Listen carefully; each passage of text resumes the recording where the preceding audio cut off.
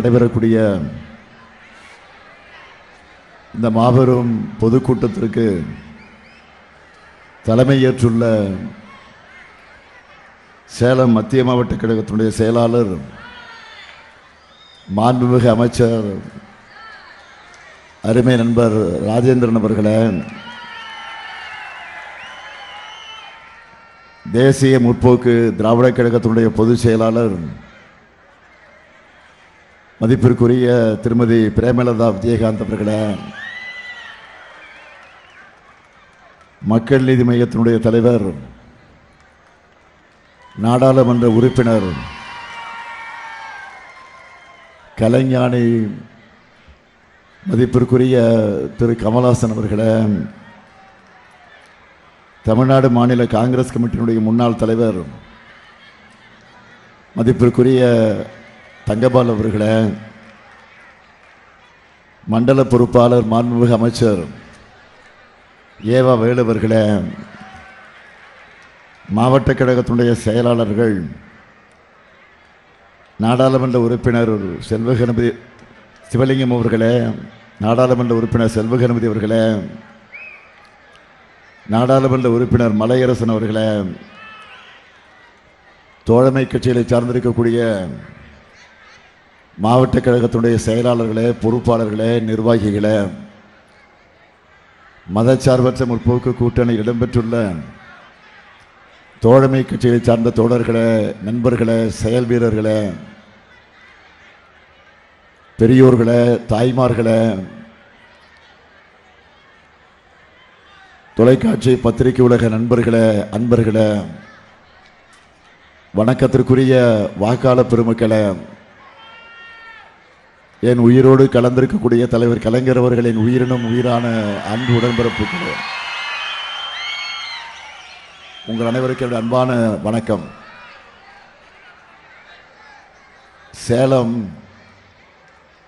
மலைகளின் மாவட்டம் என சொல்லுவாங்க. இங்க பார்த்தா மலைகளை மிஞ்சுகிற அளவுக்கு முழுக்க முழுக்க மகளிர் படை சூழ்ந்திருக்கு. மகளிர் ஒவ்வொருத்தரும் ஃபயரா இருக்கீங்க. சேலம்னு சொன்னா அது ஸ்டீல் தான். அதே மாதிரி ஸ்டாலின் என்ற பெயருக்கு அர்த்தமும் ஸ்டீல் தான். ஸ்டீல் சிட்டிக்கு ஸ்டாலின் வந்திருக்கிறார். தமிழ்நாட்டினுடைய நெற்களஞ்சியமாக இருக்கக்கூடிய அந்த நெற்களஞ்சியத்திற்கு தண்ணீர் வழங்குகிற மேட்டூர் அணை, ஆங்கிலேயர்கள் சிவசப்பனமாக இருந்த மாவீரன் தீரன் சின்னமலை தூக்கிலிடப்பட்ட சங்ககிரிப்பேட்டை அமைஞ்சிருக்கக்கூடிய மண் இந்த சேலம் மண். அது மட்டுமா, குழு குழு காற்று வீசும் ஏற்காடு அமைஞ்சிருக்கக்கூடிய மாவட்டம். ஏற்காடு மாதிரியே சேலம் மக்களும் ரொம்ப கூலானவங்க. சேலத்தில் இன்னொரு முக்கியமான இடம் இருக்கு. முத்தமிழறிஞர் தலைவர் கலைஞர் அவர்கள்,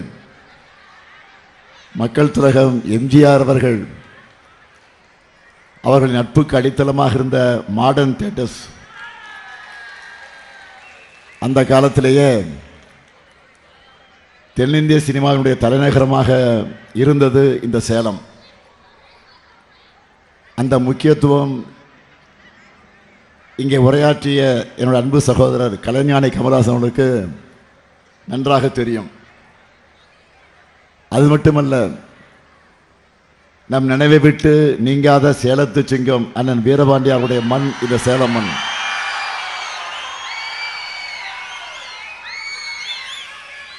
சேலம் மாவட்டத்தில் உள்ள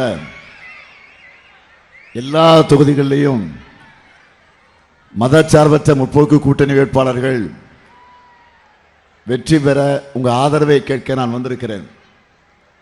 முதல்ல உங்க அனுமதியோட நம்ம வேட்பாளர்களை இப்போ நான் அறிமுகம் செய்யலாமா?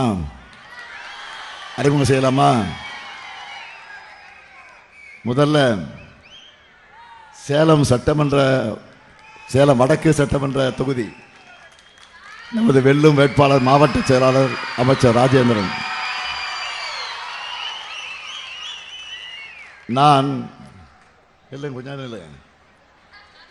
நான் இளைஞரணியை தலைமையேற்று நடத்தின காலத்திலிருந்து என்னோடு இருக்கிறவர். சுற்றுலாத்துறையில் பல்வேறு திட்டங்களை கொண்டு வந்தவர். அவருக்கு நீங்கள்லாம் உதயசூரியன் சின்னத்தில் வாக்கினை வழங்கிட வேண்டும். அடுத்து சேலம் மேற்கு சட்டமன்ற தொகுதி நமது வெல்லும் வேட்பாளர் தேமுதிகவை சார்ந்த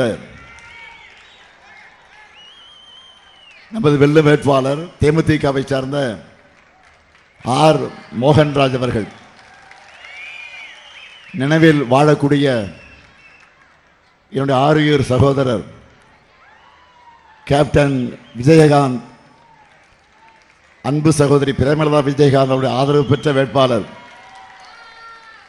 தமிழ்நாடு எதிர்க்கட்சி சட்டமன்றத்துடைய எதிர்க்கட்சி துணைத் தலைவராக பணியாற்றியவர். அவருக்கு நீங்களெல்லாம் முரசு சின்னத்தில் வாக்குகளை அளிக்கணும். அடுத்து சேலம் தெற்கு சட்டமன்ற தொகுதி நமது வெல்லும் வேட்பாளர் எம் லோகநாதன் அவர்கள். சேலம் மாவட்ட நெசவாளர் அணியினுடைய அமைப்பாளர். தொகுதி மக்களுக்கு நன்கு அறிமுகமானவர். அவருக்கு உதயசூரியன் சின்னத்தில் நீங்கள் ஆதரவு தந்திட வேண்டும். அடுத்து கெங்கவல்லி சட்டமன்ற தொகுதி நமது வெல்லும் வேட்பாளர் கு சின்னதுரை, சேலம் கிழக்கு மாவட்ட துணை செயலாளர். தலைவாச சட்டமன்ற உறுப்பினராக இருந்தப்போ கெங்கவல்லிக்கு பல்வேறு நலத்திட்டங்களை கொண்டு வந்தவர். அவருக்கு நீங்கள் உதயசூரியன் சின்னத்தில் ஆதரவு தந்திட வேண்டும். அடுத்து ஆத்தூர் சட்டமன்ற தொகுதி நமது வெல்லும் வேட்பாளர் காங்கிரஸ் கட்சியை சார்ந்த எஸ்கே அர்த்தனாரி, சுதந்திர போராட்ட தியாகி சுப்பிரமணிய அவர்களுடைய அன்பு பேரன், மாநில இளைஞர் காங்கிரசினுடைய பொதுச் செயலாளர். அவருக்கு கை சின்னத்தில் உங்கள் ஆதரவை தந்திட வேண்டும். அடுத்து ஏற்காடு சட்டமன்ற தொகுதி நமது வெல்லும் வேட்பாளர் TM ரேவதி மாதேஸ்வரன், ஆசிரியர், சேலம் கிழக்கு மாவட்ட மகளிரினுடைய துணை செயலாளர். அவருக்கு உதயசூரியன் சின்னத்தில் வாக்கினை வழங்கிட வேண்டும். அடுத்து மேட்டூர் சட்டமன்ற தொகுதி நமது வெல்லும் வேட்பாளர் மிதுன் சக்கரவர்த்தி, கொளத்தூர் ஒன்றிய திமுக செயலாளர். உச்சநீதிமன்றம் வரை சென்று போராடி பாலமலைக்கு தார் சாலை அமைக்க ஆணை பெற்று வந்தவர். அவருக்கு நீங்கள் எல்லாம் உதயசூரியன் சின்னத்தில் ஆதரவு தந்திட வேண்டும். அடுத்து சங்ககிரி சட்டமன்ற தொகுதி நமது வெல்லும் வேட்பாளர் மு மணிகண்டன், சேலம் மேற்கு மாவட்ட இளைஞர் அணியின் அமைப்பாளர். தம்பி மணிகண்டனுக்கு உதயசூரியன் சின்னத்தில் ஆதரவு தந்திட வேண்டும். அடுத்து வீரபாண்டி சட்டமன்ற தொகுதி நமது வெல்லும் வேட்பாளர் டாக்டர் AK தருண் அவர்கள். சேலத்து சிங்கம் அண்ணன் வீரபாண்டியார் குடும்பத்தை சார்ந்தவர். என் அருமை தோழன் மறைந்த செழியனுடைய மருமகன், திமுக IT விங் மாநிலத்துடைய துணை செயலாளர். அவருக்கு உதயசூரியன் சின்னத்தில் ஆதரவு தந்திட வேண்டும். அடுத்து எடப்பாடி சட்டமன்ற தொகுதி நமது வெல்லும் வேட்பாளர் சி காசி, கழக தொழிலாளர் அணியினுடைய துணை செயலாளர், ஜலகமண்டலம் பேரூராட்சியை 3 முறை தலைவராக இருந்தவர். அவருக்கு எடப்பாடி மக்கள் உதயசூரியனுக்கு ஆதரவு தந்திட வேண்டும். அடுத்து ஓமலூர் சட்டமன்ற தொகுதி நமது வெல்லும் வேட்பாளர் தேமுதிகவை சார்ந்த ஏஆர் இளங்கோவன், என்னுடைய ஆரோக்கிய சகோதரர் கேப்டன் விஜயகாந்தனுடைய தீவிர விசுவாசி, தேமுதிகவில் பல்வேறு பொறுப்புகளை வகித்தவர். அவருக்கு முரசு சின்னத்தில் வாக்கினை வழங்கிட வேண்டும். இந்த 11 பேருடைய வெற்றி உறுதியா? இன்னும் சத்தமாக சொல்லுங்க. நன்றி. வேட்பாளர்கள் இப்போ உட்காரலாம். பெண்களே சொல்லிட்டாங்க, இனி எந்த சக்தியாலும் உங்க வெற்றியை தடுக்க முடியாது. உட்காருங்க. சீட்டு கன்ஃபார்ம் ஆயிடுச்சு. தலைவர் கலைஞர் தலைமையில் திராவிட முன்னேற்ற கழகம் ஆட்சி பொறுப்பு இருந்தப்போ உருவானது தான் சேலம் உருக்காலை. சேலம் ரயில்வே கோட்டம், பெரியார் பல்கலைக்கழகம் என பெரிய சாதனைகள் சேலம் மாவட்டத்திற்கு வந்திருக்கு. அந்த வழியில் கடந்த 5 ஆண்டுகளில் நம்ம திராவிட மாடல் அரசு சேலத்துக்காக செஞ்ச சிலவற்றை மட்டும் ரொம்ப சுருக்கமாக நான் சொல்கிறேன், நேரம் ஆயிடுச்சு. 129 கோடி மதிப்பீட்டில் ரயில்வே மேம்பாலம்,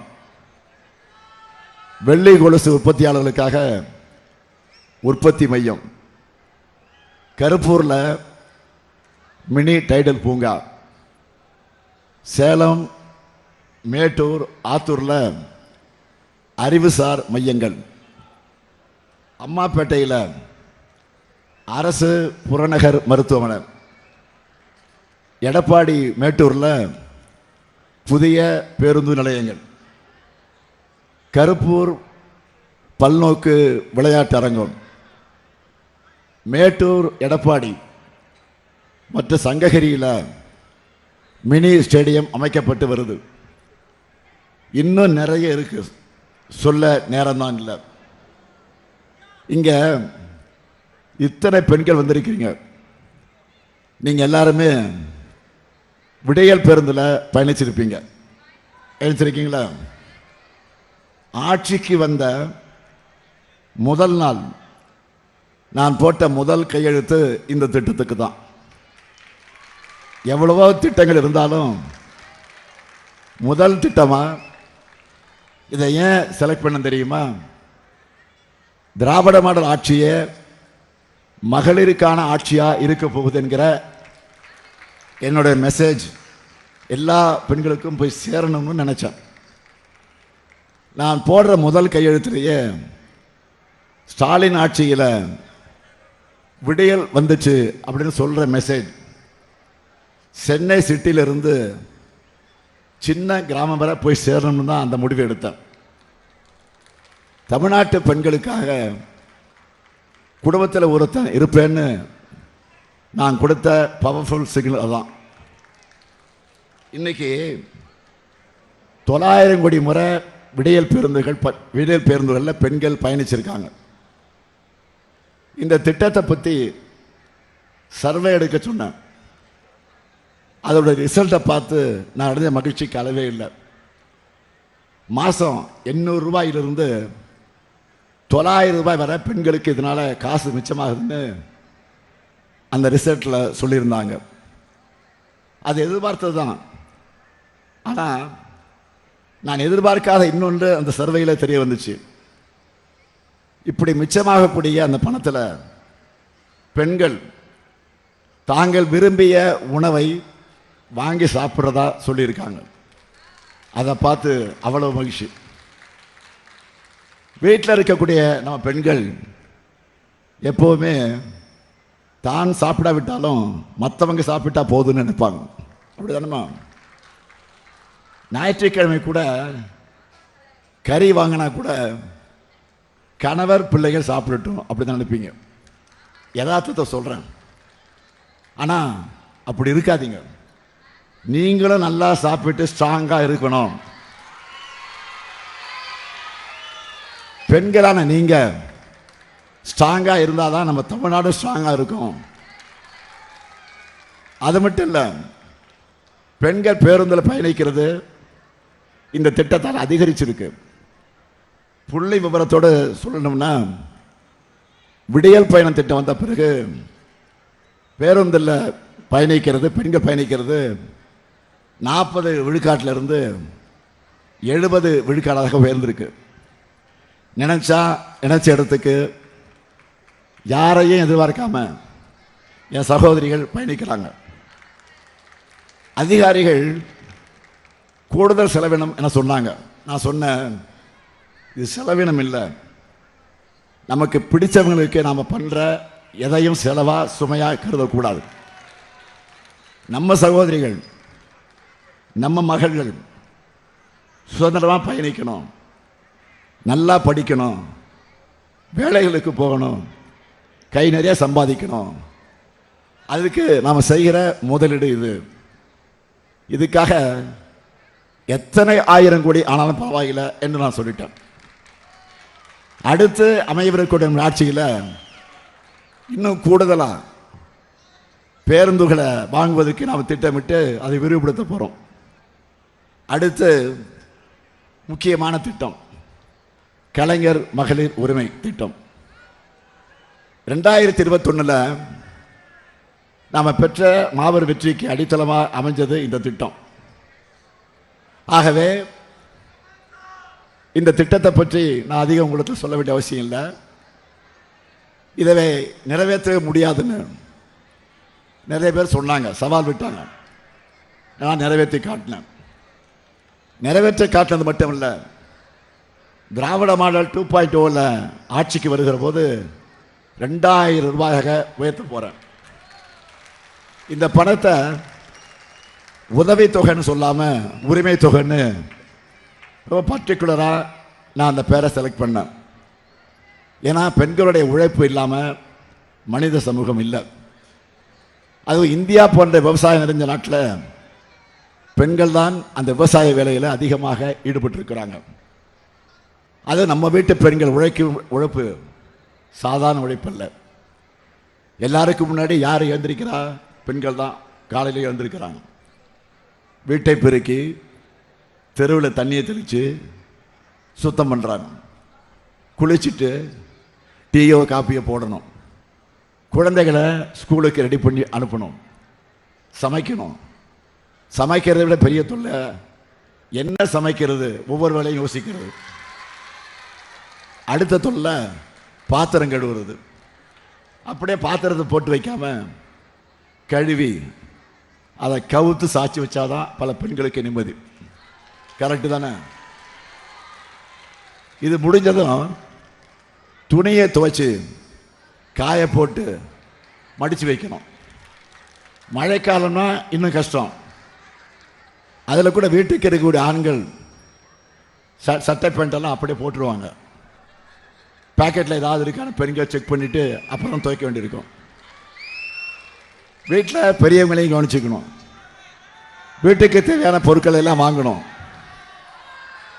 எந்த காய்கறி எவ்வளோ விளைவிக்குதுன்னு பார்த்து குடும்ப பட்ஜெட்டுக்கு ஏற்ற மாதிரி எல்லாத்தையும் வாங்கணும். மாவு அரைச்சி வைக்கணும், மிளகாய் காய வைக்கணும், தண்ணி பிடிச்சி வைக்கணும், பிள்ளைகளுடைய ஹோம்ஒர்க்கு பண்ண வைக்கணும். அடையங்கப்பா, இதெல்லாம் சொல்லும்போது எனக்கே டயர்ட் ஆயிடுச்சு. அப்போ இதெல்லாம் செய்கிறது எவ்வளோ கஷ்டம். இதெல்லாம் பண்ணிட்டு ஆஃபீஸுக்கோ தொழிற்சாலைகளுக்கோ வேறு வேலைகளுக்கு போகிற பெண்களும் நிறைய பேர் இருக்காங்க. சமூகத்தில் கூலி தொழிலாளராக இருந்தாலும், டீச்சராக இருந்தாலும், அரசு ஊழியரா ஐடி ஊழியரா இருந்தாலும், நான் இப்போ சொன்ன வீட்டு வேலைகள்லாம் இருந்து பெண்களுக்கு ரெஸ்ட் இருக்காது. இவங்க எல்லாரும் ஒரே ஒரு நாள் ஸ்ட்ரைக் பண்ணால் கூட பல குடும்பங்கள் இயங்காது. எந்த ஆனாலும் நிம்மதியாக தன்னுடைய வேலையை செய்ய முடியாது.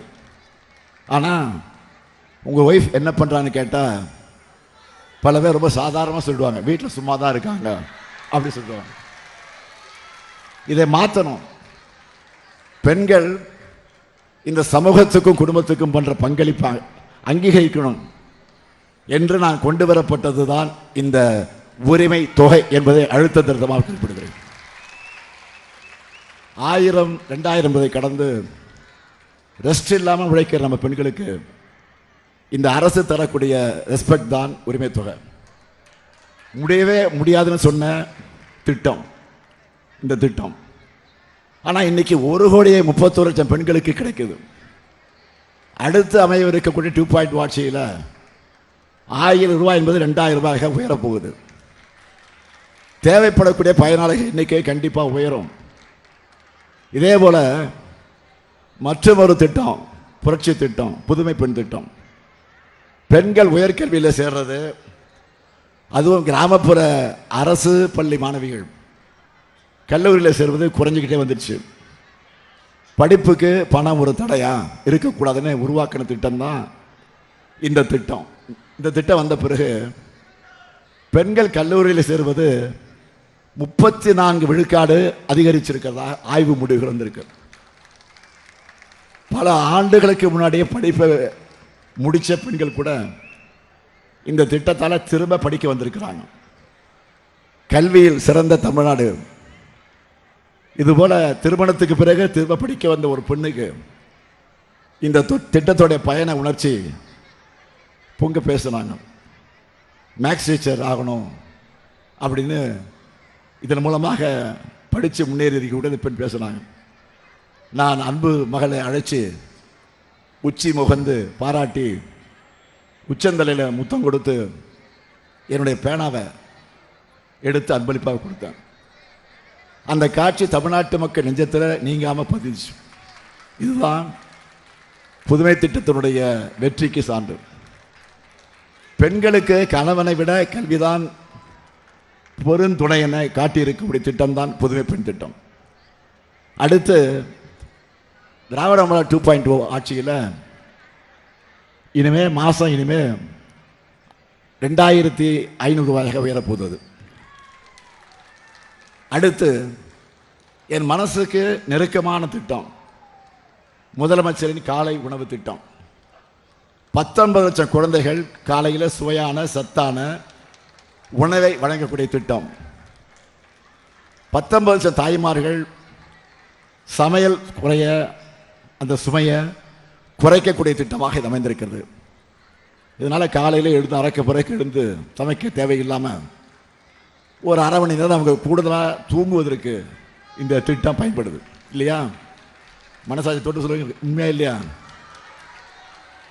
ஸ்டாலின் அண்ணனே ஸ்கூலில் சாப்பாடு போடுறாரு, ஏன்னா அவங்க நிம்மதியாக பிள்ளைகளை அனுப்பி வைக்கிறாங்க. இதை விட எனக்கு வேறு என்ன மகிழ்ச்சி வேணும்?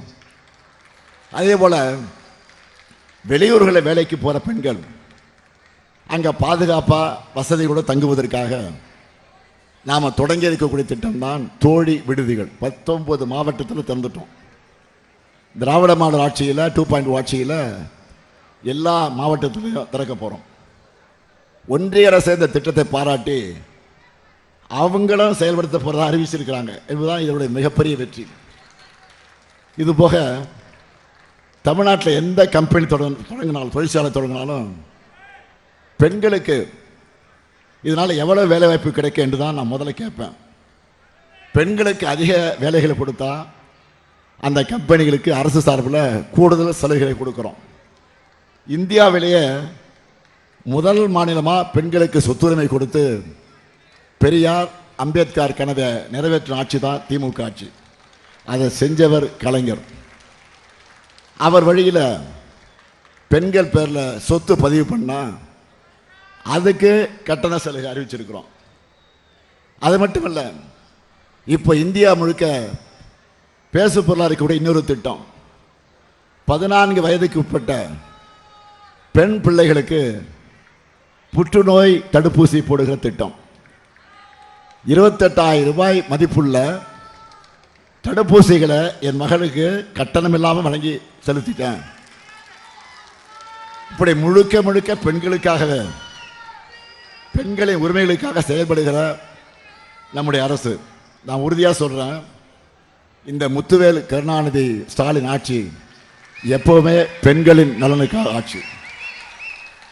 நம்மை பார்த்து பெண்களுக்கான இடஒதுக்கீடு வர்ற நேரத்தில் ஏதோ சதி பண்ணுறாங்க, திமுகவுக்கு இது பிடிக்கல, என பழனிசாமி பேசியிருக்கிறார்.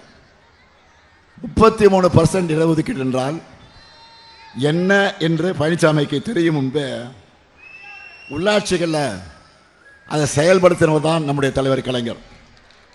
இதை அப்பவே 50 விழுக்காடா நடைமுறைப்படுத்தியவன் தான் உங்கள் முன்னால் நிற்கிற இந்த ஸ்டாலின். சட்டமன்ற நாடாளுமன்றத்தில் பெண்களுக்கு 33 விழுக்காடு வேணும்னு பல ஆண்டு காலமாக திமுக போராடிட்டு இருக்கு. பாஜக நினைச்சா அதை எப்போவோ கொண்டு வந்திருக்கலாம். நாங்களும் அதைத்தான் கேட்குறோம். ஆனால் தேவையே இல்லாமல் சென்சஸ், தொகுதி மறுவரை என சம்பந்தம் இல்லாத விஷயம் கூட அதை முடிச்சு போட்டு அது நிறைவேறக்கூடாதுன்னு பாஜக நினைக்கிறது. அவங்களும் பெண்கள் இடஒதுக்கீட்டுக்கு எதிரானவங்க என்று பழனிசாமி சொல்ல போகிறாரா? மிஸ்டர் பழனிசாமி, முதல்ல புரிஞ்சுக்குங்க, இந்த பிரச்சனை பெண்கள் இடஒதுக்கீடு அல்ல, அதை எல்லோரும் வரவேற்கிறோம். தொகுதி மறுவரையை தான் இங்கே பிரச்சனை. தமிழ்நாடே கொதிச்சு போயிருக்கு. நாளைக்கு எல்லார் வீட்லையும் கருப்பு ஏற்ற போகிறோம். பெண்கள் நீங்கள்லாம் பாஜகவின் அலங்கோல சட்டத்துக்கு காலையில் வீட்டு வாசலில் கோலம் மூலமாக எதிர்ப்பு தெரிவிக்க போறீங்களா இல்லையா? இது அரசியல் வேறுபாடுகளுக்கு இடமே இல்லை. மொத்த தமிழ்நாட்டையும் ஆபத்து சூழ்ந்திருக்கு. எடப்பாடி அவர்களே, கடைசி வரை கோழையா அடிமையா இருந்தால் தமிழ்நாட்டின் களங்கமாகத்தான் வரலாற்றில் நீங்கள் நினைவு கூறப்படுவீங்க. இது வரலாறு உங்களுக்கு கொடுத்திருக்க கடைசி வாய்ப்பு. ஒரே ஒரு முறையாவது பாஜகவை தைரியமாக எதிர்த்து பேசுங்க. உறுதியான எஃகு பெயர் பெற்ற ஊர் இந்த சேலம். இப்படிப்பட்ட பெருமைமிகு ஊரில் பிறந்துட்டு ஏன் டெல்லிக்கு முதுகு வளைஞ்சிருக்கீங்க? வெக்கமா இல்லையா? பக்கத்தில் இருக்கக்கூடிய கேரளா, தெலுங்கானா, கர்நாடகா போன்ற மாநிலங்களுக்கு கூட அவங்க உரிமைகளுக்காக குரல் கொடுக்கிறாங்க. கட்சி வேறுபாடுகளை மறந்து ஒரே குரலில் பேசுகிறாங்க. நீங்கள் தமிழ் தானா? தமிழனாக இருந்துட்டு தமிழ்நாட்டுக்கு இப்படி துரோகம் செய்யலாமா? உங்கள் துரோகங்களுக்கு தண்டனை மே 4 அன்று கிடைக்கத்தான் போகுது. ஒட்டுமொத்த பெண்களின் ஆதரவோட திமுக மீண்டும் ஆட்சி அமைக்கத்தான் போகுது. அதுக்கான ஒத்திகை தான் நான் வெளியிட்டு இருக்கக்கூடிய தேர்தல் அறிக்கை. இந்த தேர்தலின் சூப்பர் ஸ்டார் இதுதான். இப்போ நம்ம சூப்பர் ஸ்டாரோட சூப்பர் ஹிட் அறிவிப்புகள் சொல்லவா? முதல்ல இல்லத்தரசி திட்டம். இந்த ஒரே அறிவிப்பிலேயே நம்முடைய எதிரிகள் எல்லாம் க்ளோஸ் ஆகிட்டாங்க. 8000 ரூபாய்க்கு நான் தரப்போகிற இந்த கூப்பனை வச்சு உங்களுக்கு தேவையான வீட்டு உபயோகப் பொருட்களை நீங்கள் வாங்கிக்கலாம். அதில் லிஸ்ட்டு போட்டிருக்கிறோம். Washing machine, fridge, TV, grinder, mixie, microwave அவன், இண்டக்ஷன் ஸ்டவ். இதில் எதை வேண்டுமானாலும் இப்போவே பெண்கள் எல்லாம் டிஸ்கஸ் பண்ண ஆரம்பிச்சிட்டாங்க. இன்னொன்று சொல்கிறேன், நீங்கள் வீட்டுக்காரெலாம் கேட்காதீங்க. கொஞ்சம் குழப்பி விட்டுருவாங்க, கன்ஃபியூஸ் பண்ணி விட்டுருவாங்க, ஏதாவது பிரச்சனை பண்ணிவிடுவாங்க. ஏதாவது பிரச்சனைனா நீங்கள் சொல்லுங்கள், அண்ணன்ட்ட சொல்கிறேன், என்கிட்ட சொல்கிறேன், நான் பார்த்துக்குறேன். இது முழுக்க முழுக்க உங்களுக்காக கொண்டு வந்திருக்கக்கூடிய திட்டம். நீங்கள் தான், பெண்கள் தான் டிசைட் பண்ணணும். பெண்களின் வீட்டு வேலையை சுமையை குறைக்கணும் என்பதற்காக நான் அறிவிச்சிருக்கக்கூடிய திட்டம். இப்போவே பெண்களெல்லாம் கணக்கு போட ஆரம்பிச்சிட்டீங்க. என்ன கணக்கு? பொங்கலுக்கு முன்னாடி சொல்லிட்டு 3000, பிப்ரவரியில் சொல்லாமலேயே 5000, ஆக மொத்தம் 8000. அடுத்த இல்லத்தரசி கூப்பனில் ஸ்டாலின் அண்ணன் 8000 கொடுக்கிறாரு. ஆக மொத்தம் 8 + 8 உதயசூரனுக்கு தாங்கள் ஓட்டு என முடிவெடுத்துட்டாங்க. இது மட்டும் இல்லை, பெண்கள் வேலைக்கு செல்வதை எளிதாக்க 1000 குழந்தைகள் காப்பகங்களை உருவாக்க போகிறோம். மகளிர் சுய உதவி குழுக்கள், அதை பற்றியெல்லாம் இங்கே எல்லாம் பேசுகிறாங்க. ஆக இப்படி மகளிருடைய திட்டங்கள் பெருமளவுக்கு இன்றைக்கு தேர்தல் அறிக்கையில் தெளிவாக எடுத்துச் சொல்லப்பட்டிருக்கிறது. இப்போ சொல்லுங்க, பெண்கள் எல்லாரும் நம்ம மதச்சார்பற்ற முற்போக்கு கூட்டணிக்கு தானே வாக்களிக்க போறீங்க? சத்தமா எடப்பாடி வரை கேட்கணும். கடந்த சட்டமன்ற தேர்தலில் சேலத்தில் நான் எதிர்பார்த்த வெற்றியை பெற முடியல. அதில் மறைக்க எதுவும் கிடையாது. அதுக்காக ஒன்றிய பாஜக அரசு போல திராவிட மாடல் அரசு சேலத்தை புறக்கணிக்கல, திட்டங்களை வாரி தந்தோம். அதனால 2024 நாடாளுமன்ற தேர்தலில் மிகப்பெரிய வெற்றியை சேலம் மக்களான நீங்க வழங்கினீங்க. அது 2026 தொடரணும். அதுக்கு இந்த மேடையில் இருக்கக்கூடிய 11 வேட்பாளர்களுக்கும் அவரவருக்குரிய சின்னத்தில் நீங்கள் வாக்களிக்கணும். தமிழ்நாடா டெல்லியா, தமிழ்நாடா டெல்லியா என்ற ஜனநாயக போரில் தமிழ்நாடு அணிதான் வெல்லணும். தமிழ்நாட்டை காக்க கழகம்தான் மீண்டும் ஆட்சி அமைக்கணும். நாடு நலம் பெற, நல்லாட்சி தொடர்ந்திட ஆதரிப்பீர் மதச்சார்பற்ற முற்போக்கு கூட்டணி வேட்பாளர்களை. தமிழ்நாடு போராடும், தமிழ்நாடு வெல்லும். வெல்வோம் ஒன்றாக, வெல்வோம் ஒன்றாக. நன்றி, வணக்கம்.